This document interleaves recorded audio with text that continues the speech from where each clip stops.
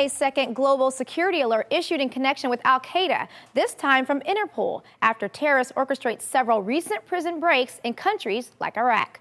Good evening and thanks for joining us. I'm Deidre Johnson. This new alert comes after the U.S. State Department issued its own warning yesterday for Americans traveling overseas. 11 Alive's Duffy Dixon spoke with a terrorism expert tonight and has this report.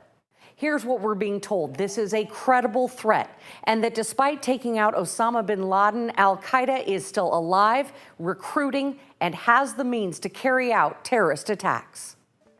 Opening arguments are expected to get underway Monday morning in the Andrea Snyderman trial, and 11 Alive has learned that Snyderman turned down a plea bargain. That would have put her in prison for 1 year. This week, one of her friends spoke out in her defense. Steffi Miller said she's angry about the initial murder charge that prosecutors dropped. She's also angry that Snyderman remains under suspicion for an alleged relationship with the co-worker who murdered her husband, Rusty. She said the plea deal was not in Snyderman's best interest.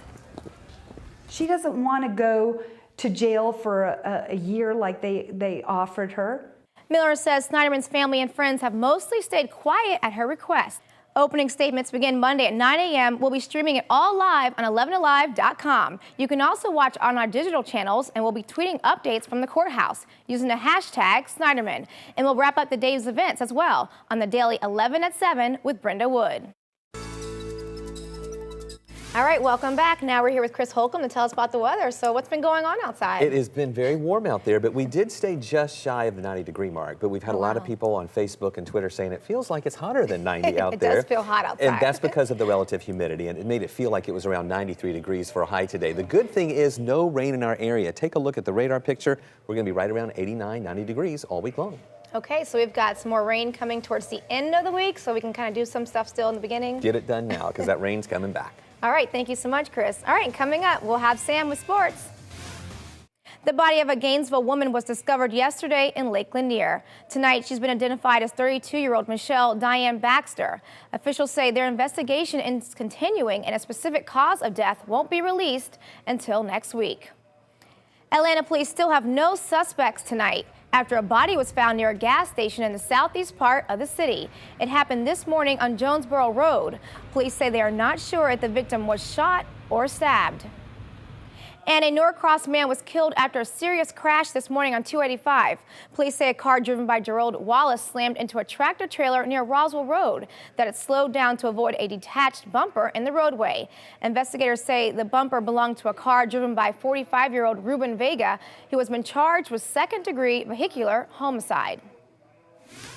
It's been a long tradition in Spain, and now it's coming to the U.S. The Great Bull Run will host events across 9 cities, including Conyers. It was inspired by the running of the bulls in Spain. The first event takes place 3 weeks from today in Virginia.